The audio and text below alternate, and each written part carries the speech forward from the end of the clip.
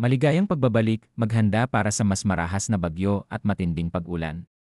Mangyaring i-like ang video na ito at ibahagi sa iba upang makakuha sila ng tamang impormasyon at mag-subscribe sa aking channel upang makakuha ng susunod na mahalagang babala.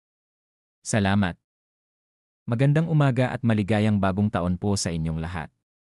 Narito ang 24 na oras na ulat ng panahon na inilabas alas 4 ng umaga ngayong Enero 1, 2026. Sa unang araw ng bagong taon, patuloy nating minomonitor ang mga umiiral na weather systems upang manatiling ligtas ang bawat isa. Sa kasalukuyan, ang Northeast Monsoon o amihan ay patuloy na nakaapekto sa Hilaga at Gitnang Luzon. Samantala, ang easterlies naman ang umiiral sa natitirang bahagi ng bansa. Mayroon ding shear line na nagdudulot ng mas maulap at maulang kondisyon sa ilang rehiyon, sa Mimaropa, Bicol Region, Western Visayas, at lalawigan ng Quezon. Inaasahan ang maulap na kalangitan na may kalat-kalat na pag-ulan at panakanakang pagkulog at pagkidlat. Ang mga kondisyong ito ay dulot ng shear line.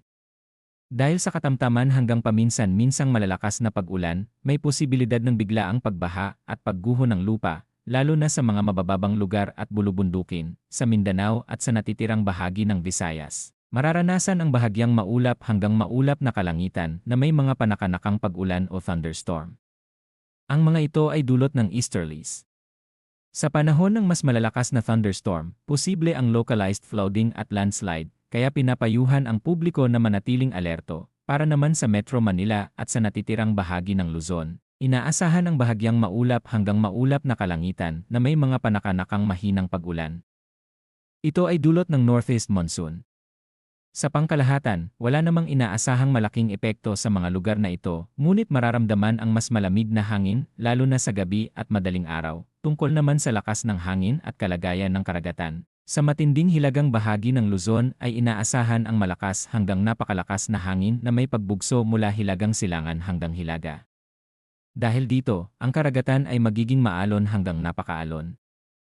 Pinapayuhan ang mga mangingisda at maliliit na sasakyang pandagat na huwag munang pumalaot. Sa natitirang bahagi ng Hilagang Luzon, ang hangin ay katamtaman hanggang malakas pa rin na magmumula sa Hilagang Silangan hanggang Hilaga, at ang dagat ay magiging katamtaman hanggang maalon. Sa iba pang bahagi ng bansa, ang hangin ay mahina hanggang katamtaman mula Silangan hanggang Hilagang Silangan, at ang lagay ng karagatan ay bahagya hanggang katamtaman, batay sa naitalang datos sa nakalipas na 24 na oras. Ang pinakamababang temperatura ay 23.2 degrees sentigrado na naitala bandang alas 5 ng umaga. Ang pinakamataas na temperatura ay umabot sa 29.2 degrees sentigrado bandang alas 11 ng umaga. Ang pinakamababang halumigmig ng hangin ay 67% bandang alas 11 ng umaga, habang ang pinakamataas ay 71% bandang alas 5 ng umaga, para sa Metro Manila. Ang araw ay sisikat ngayong araw ng alas 6:20 ng umaga at lulubog ng alas 5:30 ng hapon. Ang buwan ay sisikat ngayong hapon ng alas 3:18.